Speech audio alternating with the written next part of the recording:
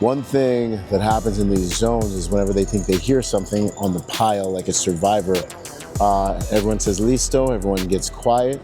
Sometimes I like to take a knee because if they hear someone, then a rescue begins again. So that's what that was. But I wanted to give a shout out to my guys at HearClear.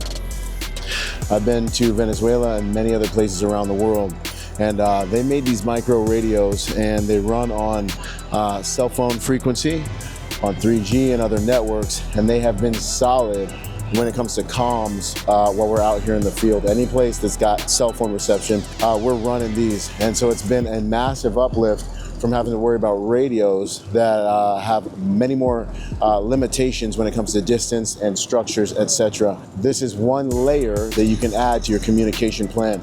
Of course, in some more austere environments, you know, your standard radios are the solution.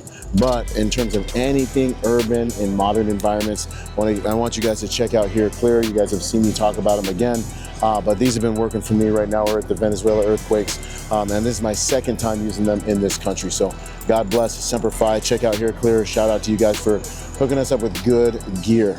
Boom. And then I heard the voice of the Lord saying, "Whom shall I send, and who will go for me?" And then I said, "Here am I. Send me."